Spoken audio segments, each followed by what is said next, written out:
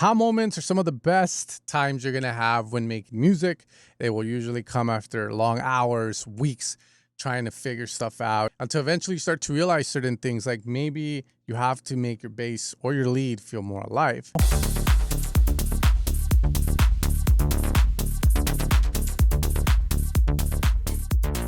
All right, so I'm going to be teaching you guys how to do that. But the first thing I want to say is when you do this, remember to hear your song and see where you can use it. Usually for these kind of moments, they can help bring in some ear candy. Let's say that your vocal says something and then there's this big gap. You can open up the bass and do something cool like this.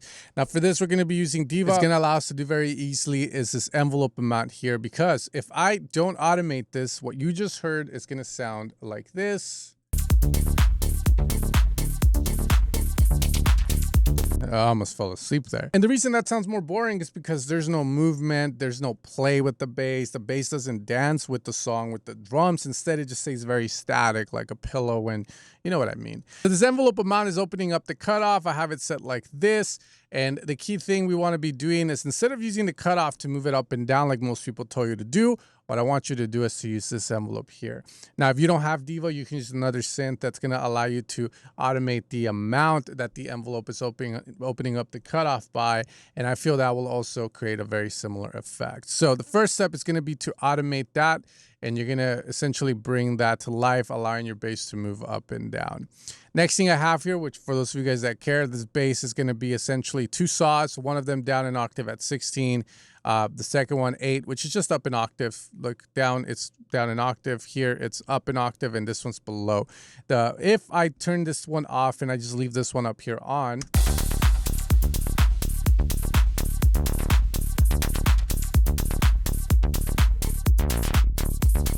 right, but then if I bring this one in,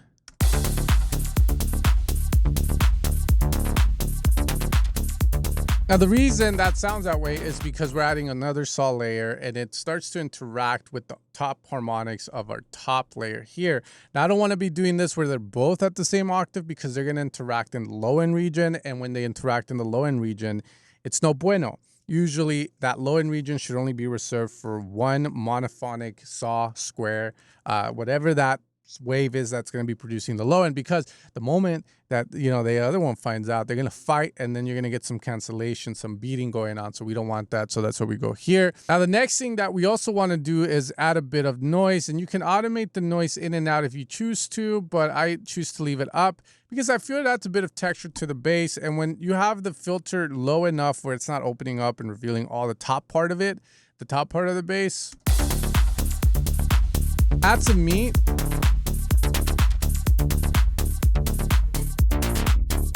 All right, and just provide, you know, that which later on in the video, I'm going to show you how to set up an echo to get those nice echo throws that you hear in the bass. The other thing you can automate that not many people automate and adds a lot to this is this decay here, plus the minus here if I wanted to record something in. And then what I'm going to do right now is just record these echo decays.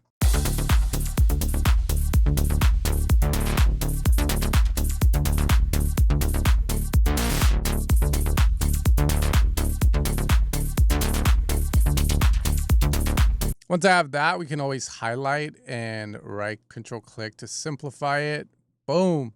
And now I can grab also a huge chunk of it and just slowly reduce the top.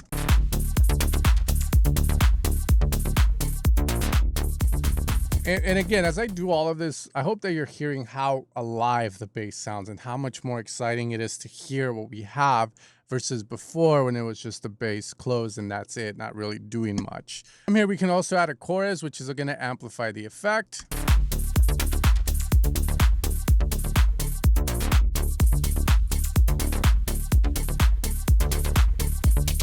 Which can ruin the low end sometimes, so definitely be careful with it. But some people will do it and they like the way it sounds and leave it and say they have no issues with it. So by all means, tread carefully if you're going to use that. Now I'm going to be showing you guys the next thing here, and this is going to be one of the most important ones, which is this echo that is happening here. And it's what's going to provide those really delicious rows on the sides. So you need to use a return track for this. The main reason is that you know, like we need to route the bass. We need to send it for only specific parts. I don't want that echo always being activated. I want it to activate only when the moments happen, so that when the bass closes back down, the echo delays come out and there's a bit of synergy going on. There's no fighting. Bass goes low and now the top part of the echo is allowed to cover more range. So versus if the bass always stays open and you put an echo, it's not going to be as glorious as it is, because the bass upper harmonics or frequencies are going to fight with that echo. It's not going to let the echo shine the way it shines, like so. So use a return track. You can right click, create one. And in that return track, use your favorite echo, preferably a clean ping pong. I like, you know, using like a ping pong echo. But from there, you can really just explore presets, different echoes. Find one that you like, find one that works for yourself. For example, I'm going to just go with this Aloha guitar. I don't know, it sounded kind of friendly. And I'm just going to route essentially here, like go click, right click on the send that is sending to that echo, show automation. And then I have it down here, which is in this lane. So now all I have to do is I can activate the echo like so. I recommend activating it all the way up to 0 dB for the reason that you have a volume that's constant through all your echoes, and then you can use this to control the volume for that and simplify your life. So that's Aloha guitar. You can already hear how it sounds. Let's hear it over here. You can hear there's a bit of low end in that echo. So that's the cool thing about a return. You can use this here, or you can put an EQ and it's not going to affect the original sound as long as you're doing it inside the return track, the auxiliary track. Like so. Just hear that sounds so pro.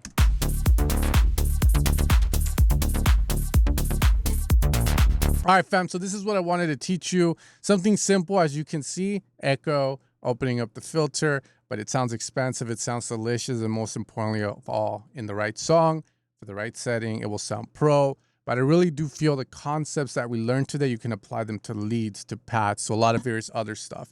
Because when you have your music, if you're not automating, you probably have a static track. And static tracks, while there's a lot that work out there, you can always enhance the track with those automations. Now, if you guys want to support the channel, be sure to head over to evilsounds.com. That's where you're going to be able to find all of my sound design work, supported by some of the top producers. But most importantly of all, supported by people like you, other producers, the ones that I'm looking to help by simplifying down the sound selection, giving you sounds that you've been looking for, but you can't really find in any other sound bank, just like the knowledge in this video. Hopefully it brings an aha moment, a feeling of hope, a feeling of like, hell yeah, inspiration. Thank you for joining me, and I'll see you guys next time for another video. You guys have a great rest of your night.